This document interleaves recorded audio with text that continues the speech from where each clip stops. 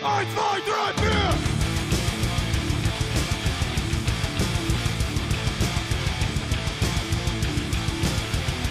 From the Riffs! Hey, welcome back to From the Riffs, and we're back with another special edition from the Palladium Open House with Mr. Mike Mumah, who's one of Palladium's house artists, another top-notch guy. And we're going to get into it with him, find out what his inspirations are, his motivations, and just how much he loves being a Palladium artist.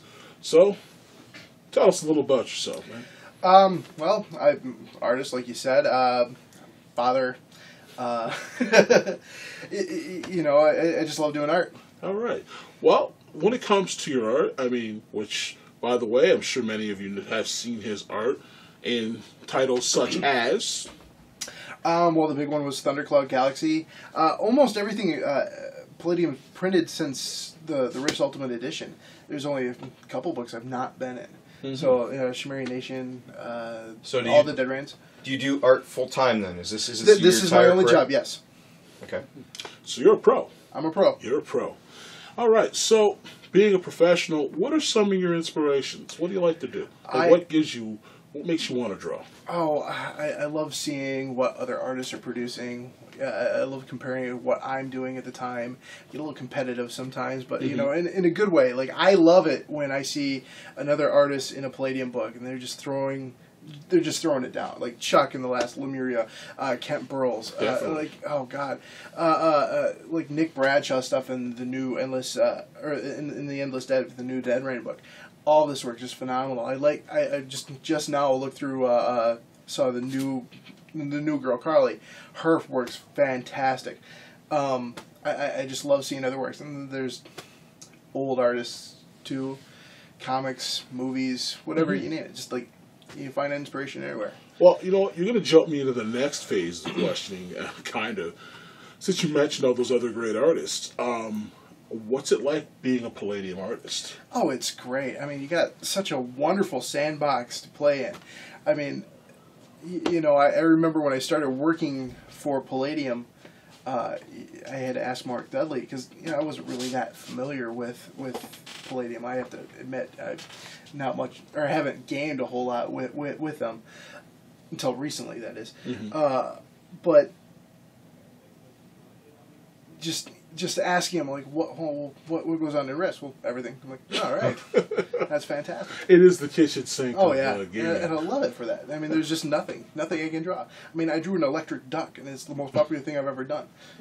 So, I mean, I know a lot of artists. They got things that they like to do. They have their own little rituals. What kind of artist are you? Are you a headphones and music guy? Do you watch TV? If so, what are you watching when you're drawing? I watch a lot of TV. All right. I watch a lot of TV. Well, you know, I'm a baseball guy too, but you know, okay. It's not on all the time. So you know, like I watch everything. You know, like Netflix loves me. Oh, I see. All right. So, is that what you like to watch when you're working, or? Yeah. I like to watch mostly like TV series. You know, and anything from like Arrested Development to Game of Thrones to Eureka to. Lost, Battlestar Galactica, you know, just whatever I can find that's just gonna, you know, engage the brain because I'm not really watching it, but you know, I am paying attention to the story. Get it going in the background. Yeah, get it going in the background. What about your like hours? Yeah, are you a nighttime guy?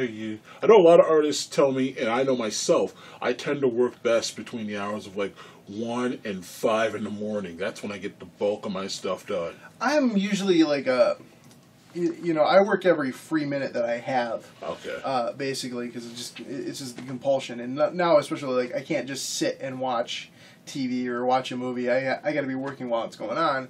You know, I might take the periodical break, but then I got to leave the house. You know, because I'm a bit obsessive about it right now. But I guess my most productive hours from like 6 until midnight, somewhere right around there. So I'm an evening kind of guy, but like. You know, between my kid right now and doing anything else, I feel you. I work when I can. Okay. So, getting into what you're working, you know, how you work, what's your preferred medium to work in? I work mostly digital right now. Okay. I work on a Wacom tablet, which is, you know, digital, or it's just a little pad right now. And, you know, you get an electric pen, I draw on the monitor, and, you know, it's It's doing everything that I would normally do on paper, but without the paper. Right now, being that you do work digital, Mm-hmm. you can actually you yourself you work digital, but you can throw it down with the pen and paper, right? Oh yeah. All right, yeah. so let's get into that. Let's see. We're gonna take a look at some of his stuff, which I love Mumah stuff. I mean, I'm a big fan of most of the Palladium artists, and even the ones that I'm not too keen on. I still love to see the working process. So yeah, go ahead, pass those over, and we're gonna do some inserts for you guys, and because I mean these aren't the clearest visions. Yep. So tell us a little bit about this one right here. That's actually one of the first pieces I may have done for Palladium. Is for the Rifter swimsuit issue, which I wish they would do again, if just for me.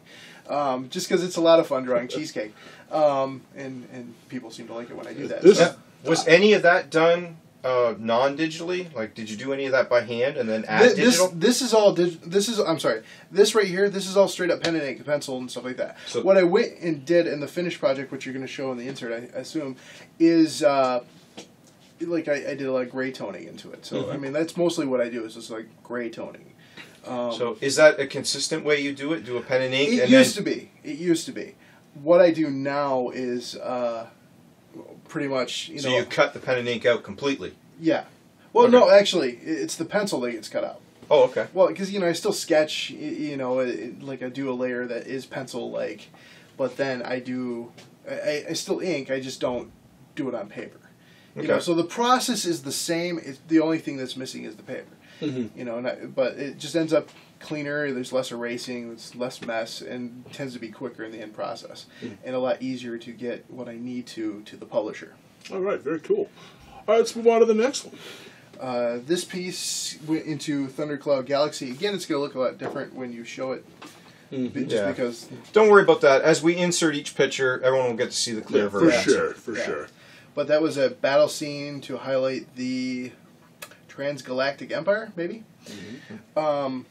Now that picture has a lot going on in it. Is that harder to do on digital, or is it easier to do? Well, it's easier and it's harder. When I'm actually composing it, in a lot of ways, if I were to do it like I would now, you wouldn't see this piece of paper.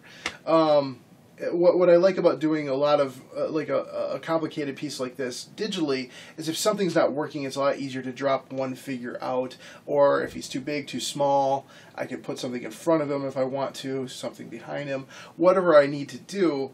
It's easier to Adjust adjust it. Whereas here, once the ink's down, it's done.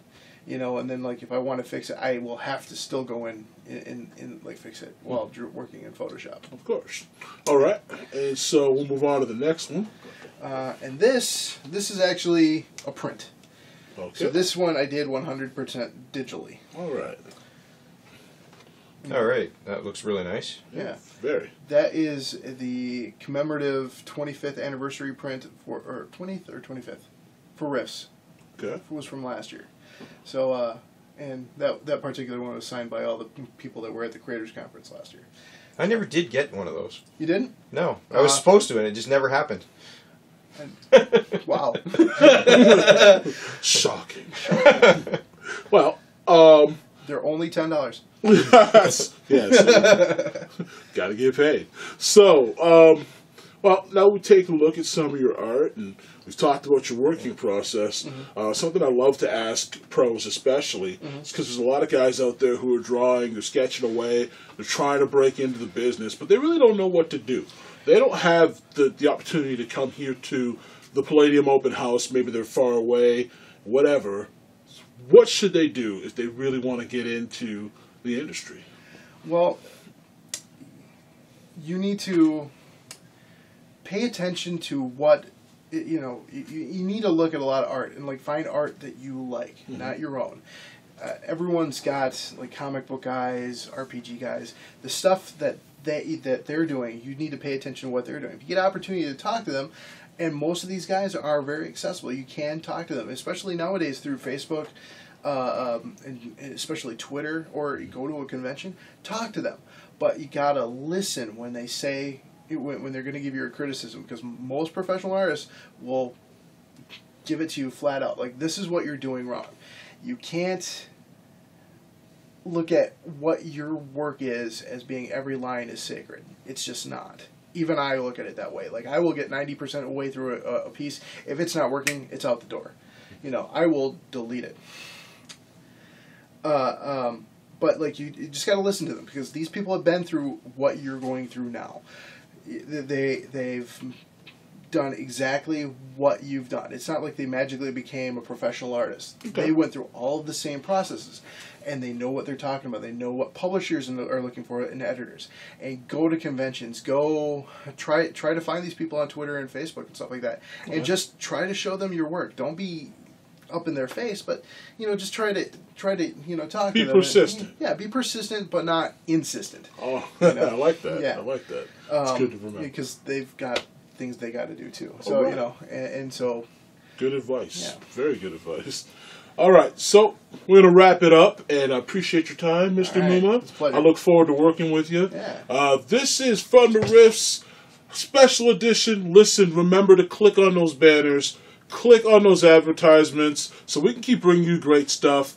Although, by the way, also, feel free to email us. Give us your ideas. Give us what you're thinking, okay? We're here to keep doing this stuff for you, to give you insiders with people like Mr. Mumah. And for all of you who go on the Palladium forums, we're going to be getting a forum channel, a forum slot for us for From the Riffs, so you can give us your suggestions that you want us to film and go over. All right. So, until next time, From the Riffs, I'm Big Will Johnson. Carmen Belair. And Mike Mumah. See you later. Bye.